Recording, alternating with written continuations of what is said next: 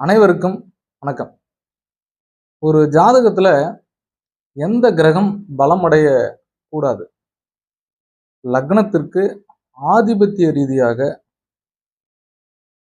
தீய கிரகங்கள் என்று சொல்லக்கூடிய லக்ன பாபர்கள் பலம் பொருந்தி இருக்கக்கூடாது.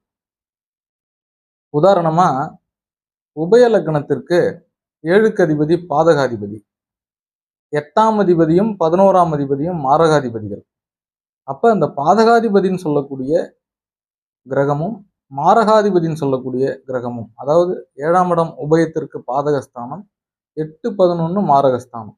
இவர்கள் கூடியோ கேந்திர கோணங்களில் அமர்ந்திருந்தோ பலம் பொருந்தி இருக்க, சரியான காலத்துல ஒரு குறிப்பிட்ட சின்ன வயசுல படிக்கிற வயசுலயோ அல்லது இளம் வயதுலயோ அல்லது ஒரு 45, 44 வயசுல அந்த தசா புத்தி வந்துருச்சு அப்படின்னா கண்டிப்பா அந்த ஜாதகரை ரொம்ப சோதனைக்குள்ளாக்கும்.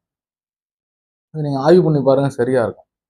மாறாக ஒரு லக்கணத்திற்கு சுபக்கோள்களாகிய 1, 5, 9க்கு அதிபதிகள், அது எந்த லக்கணமா இருந்தாலும் சரி, லக்னாதிபதி சனியா இருக்கார் அப்படியும் பயம் இல்லை, லக்னாதிபதி செவ்வாயா இருக்கார், பலமா இருக்கிறது நல்லது. நைசர்கிக பாபிகளாக இருந்தாலும் கூட அந்த லக்கணத்திற்கு சுபகிரகங்கள் பலமாக இருக்கும்போது இந்த தீய கோள்கள் இந்த சுபர்களுடைய தொடர்பை பெற்றால் பெரிய தீங்கு கிடைக்காது.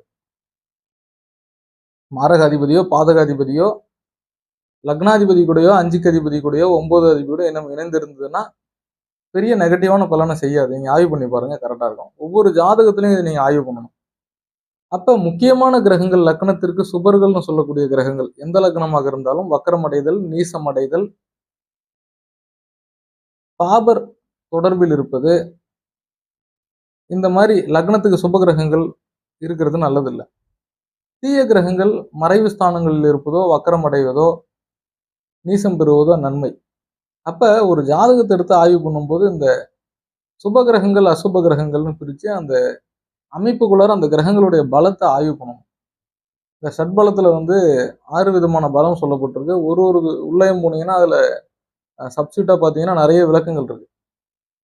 எந்தெந்த கிரகங்கள் ஸ்தான பலம் அப்படின்னா ஸ்தான பலத்துக்கு ஒரு விளக்கம் இருக்கு. ஸ்தான பலம்னா என்ன? ஆட்சி, உச்சம், மூல, திரிகோணம், வர்க்கோத்தமம், இந்த மாதிரி நிலைகள். இந்த மாதிரி நீங்க கிரகங்களுடைய பலத்தை ஆய்வு பண்ணீங்கன்னா ஒரு ஜாதகத்துக்கு எளிமையா பலன் சொல்லலாம். நன்றி. மீண்டும் மற்றொரு பதிவில் சந்திப்போம்.